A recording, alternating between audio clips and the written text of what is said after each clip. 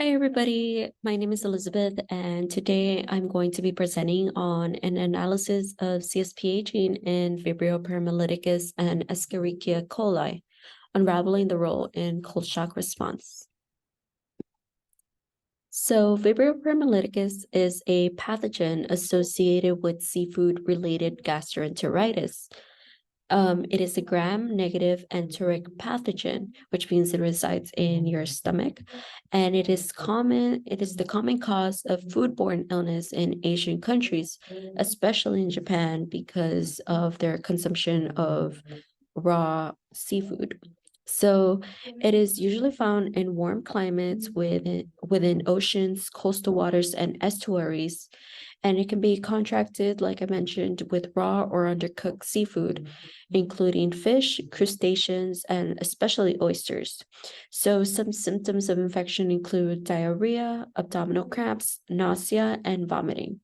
So symptoms occur within 24 hours of consumption and can last about 3 days. So right here, I just included a little image of what Vibrio paralyticus looks like.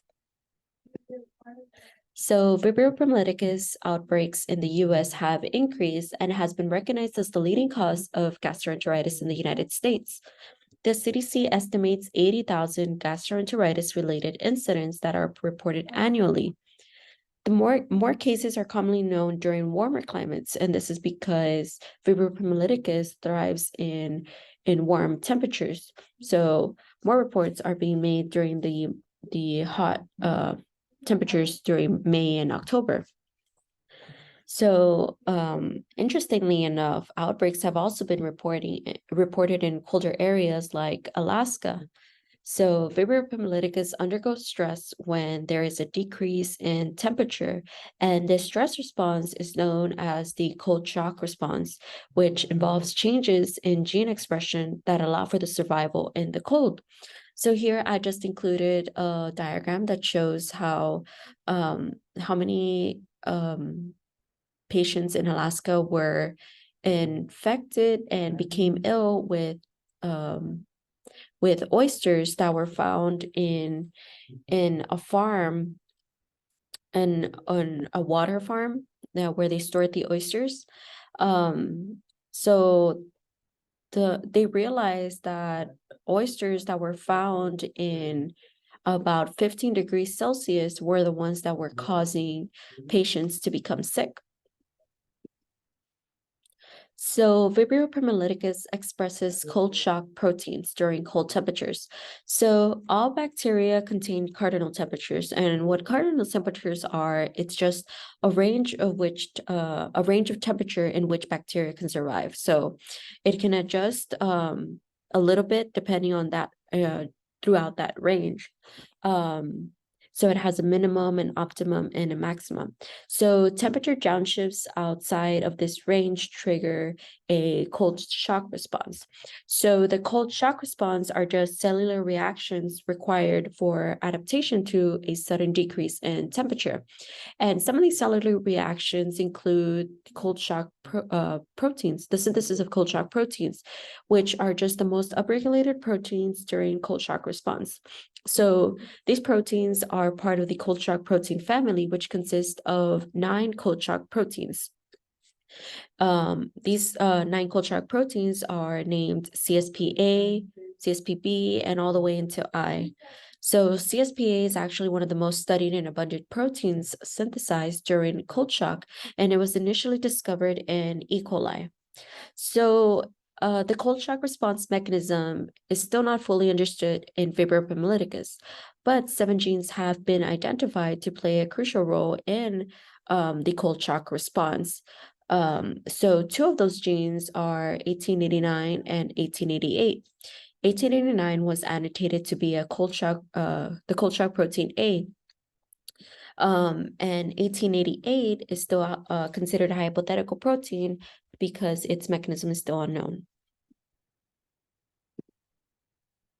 So Escherichia coli is an enterobacteria that is commonly found in the human intestines.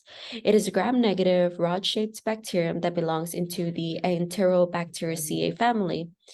There are non-pathogenic strands that reside in our intestines, not just in our intestines, but also in animals, and they can help to effectively obtain nutrients.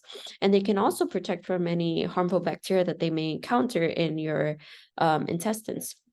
But there are also pathogenic strains, and these pathogenic strains contain virulence factors or virulence genes, which virulence genes are just genes that help a bacteria cause disease to its host. So pathogenic strains can cause food poisoning, and it can be contracted from contaminated food or water. So some symptoms include diarrhea, stomach cramping, nausea, and vomiting. So I just included an image here that shows that where E. coli was named from. So it was found in the colon, so that's why it was named Escherichia coli. Just a fun fact. So E. coli's ubiquity allows for survival in a variety of environments. So E. coli is found all over the world, and it is one of the most common and well-studied bacteria. The simple genome and rapid growth in this bacteria make it a valuable tool for understanding biological mechanisms. So its ability to respond to several environmental stresses, such as cold shock, has led to the study of its cellular mechanisms. So I just included here a picture of E. coli in an EMBA plate. So you can see the phenotype of E. coli is a green metallic, and that is due to its releasing lactic acid because of its lactic fermentation. Induction of cold shock proteins in E. coli can mitigate cold shock stress.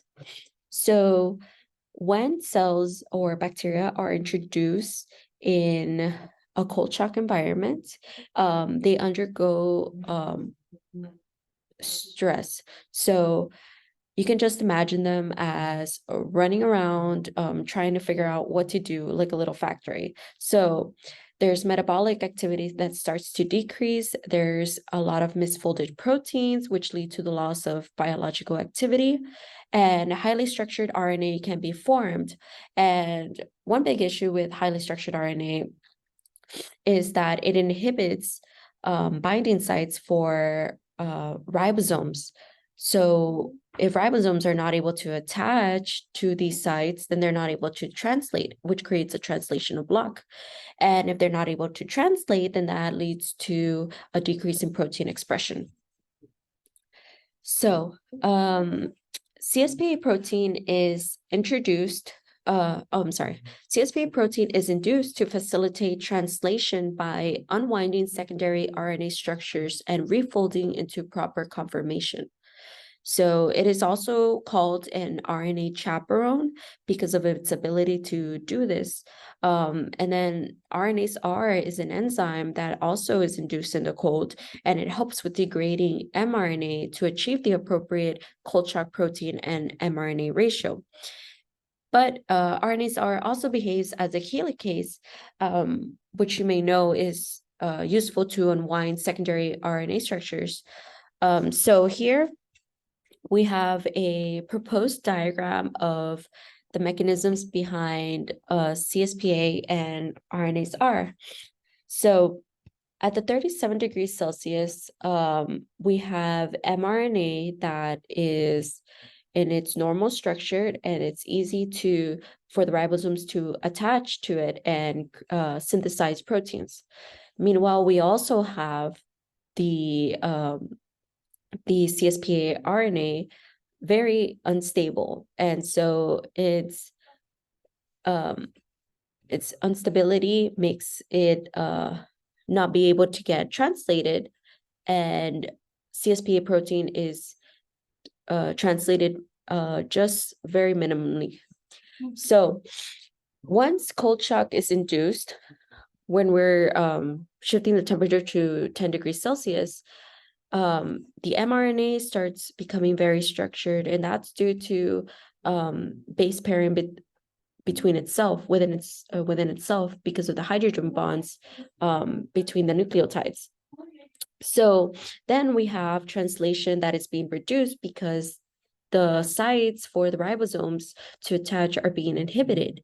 So proteins are for cellular mechanisms are not being synthesized. So at the same time, during this temperature, we also have the CSPA RNA that changes its conformation to become more stable. And this stability allows it for to synthesize CSPA, which is the cold shock protein necessary to unwind these mRNA structures and allow it to allow the ribosomes to synthesize so they can produce the proteins necessary for the cell to survive. And then we also have the RNase R that plays a role in this to help unwind these structures. So now during the cold recovery phase, we have a lot of CSPA that's already been made. So in order for there to be a good ratio of cold shock proteins and mRNA, we have the cold shock protein A attaches back to the untranslated region, and it makes the CSPA RNA unstable again. So now translation decreases, so less CSPA is made. Now the RNase R starts mRNA degradation to help balance this ratio out. Stem loops regulate the synthesis of CSPA. So in the 5' untranslated region, which is the region before the codon of CSPA, a sequence known as the cold box forms loops structures that act as regulators and inhibit ribosomes from attaching in the 37. So as I mentioned, these structures prevent ribosomes from attaching and allowing for translation. So right here, I just included an image. So you can see these are secondary RNA structures. So this is what it should be right here in this first one. And then this is just pairing with the nucleotides within itself. So then highly structured RNA starts making these big RNA tertiary structures. So as a response to cold shock, RNase R unwinds these secondary structures to ensure that the ribosome can access the codons for translation. So following the cold box AU rich track sequence, which is just A and U nucleotides, bind RNA binding factors to regulate translation. So here we have an image that we can see what transcription and translation is, just as a refresher. So here we have the DNA, which is the green strands right here, and the helicase is unwinding these, and we have the RNA polymerase that binds to its side, and it's making this mRNA strand, which is blue here. And then we have the ribosomes that are attached to the sites, making the proteins necessary for the cell. So CSPA changes 5' untranslated conformation to increase the stability during cold shock. So at 37 degrees Celsius, the conformation is unstable, as I mentioned earlier, and this prevents the binding of ribosomes or other factors such as RNA polymerase, which combine to the binding site, which is the green part right here. In the Schindler organelle sequence, this is just a conserved ribosome binding site where the ribosome binds. So as you can see, there is base pairing that is occurring here with other nucleotides. So these factors cannot attach here. And we also have the initiation codon, which initiates the translation, which cannot attach to these sites. So in order for translation to increase, we decrease the temperature to less than 20 degrees Celsius, and then the conformation changes, and now it's a stable region. So this allows for easier binding to sites as it exposes these sites right here. So we can see that the binding site, once again, does not have any pairing to other nucleotides as well as the shine-diagonal sequence. So now the ribosomes are able to attach. And here we have the initiation codon for translation, which does not have base pairs either. So my hypothesis is that CSPA conformation facilitates translation by regulating the accessibility of ribosome binding sites to allow synthesis of cold shock proteins.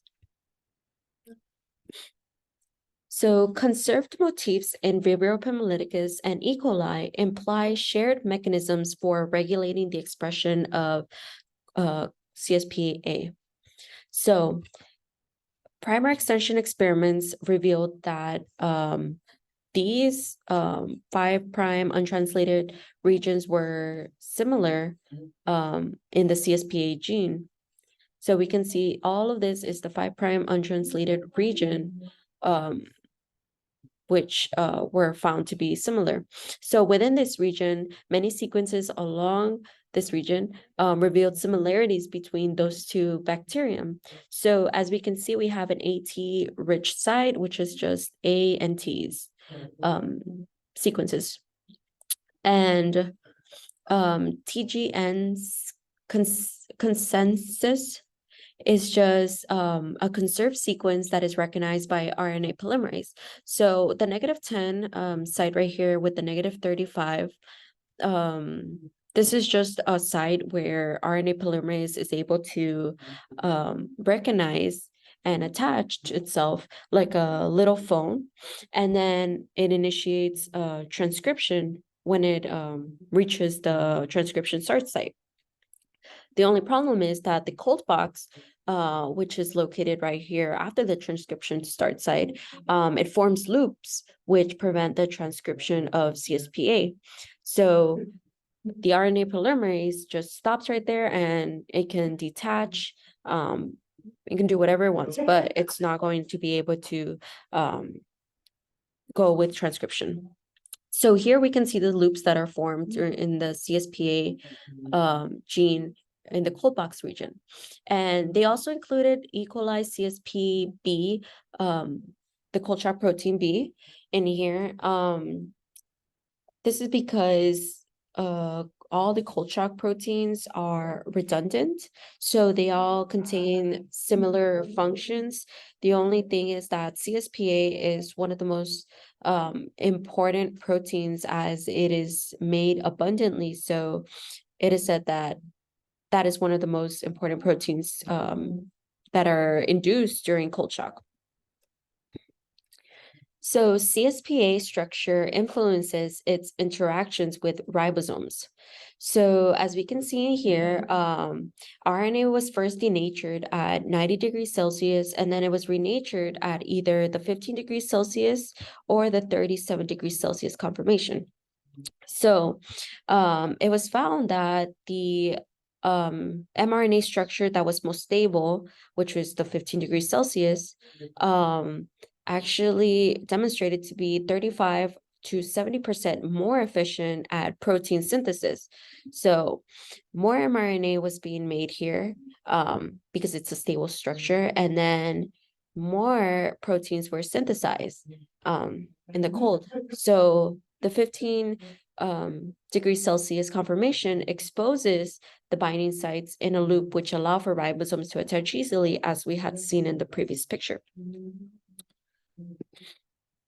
Stem loops in the cold box regulate expression of CSPA mRNA. So for this study, 4 different plasmids were transformed into an E. coli strain that did not contain any CSPA gene at all. So for the wild type, they remained with a complete strand of CSPA that was untouched. For letter B, right here, they deleted the stem loop deletion. the stem loop, I'm sorry. And for C, they deleted the AU rich track. And then for D, they deleted both the stem loop and the AU rich track. They just wanted to test this out to see how cold box regulates the CSPA. So each bar here shows 0 to 4 hours. So the first bar would be 0, 1 hour after cold induction, 2 hours, 3 hours, and 4 hours. So as you can see that B, which is the stem loop deletion, was actually reduced by 50% then compared to the wild type just within the first hour. So we can conclude that the stem loop is actually very important in the expression of the CSPA mRNA. CSPA protein extracts promote the translation of unstable CSPA mRNA structures at 15 degrees Celsius. So for this experiment, cold shock proteins were extracted from cells that were stored at 15 degrees Celsius for 120 minutes. So after the cold shock proteins were synthesized, they were extracted and then they were placed with CSPA mRNA in both conformations, so both in the unstable and the stable conformation. So remember, the unstable conformation is at 37 degrees Celsius and the stable one is at 15 degrees Celsius. So during the first 30 minutes, which is here, the cold shock protein extracts translated both the CSPA and mRNA conformations. So they decided to focus more on CSPA. So they purified the CSPA protein and were adding in increasing amounts to the CSPA, to both CSPA and mRNA conformations to understand its role in translation efficiency. So right here we can see that CSPA was observed to stimulate translation for the unstable conformation at 15 degrees Celsius. And the stimulation increased as the concentration of CSPA increased. So it was able to stabilize the it was able to still translate the unstabilized conformation only at 15 degrees Celsius. Now, if it was at the 37, it was not able to stimulate any translation there.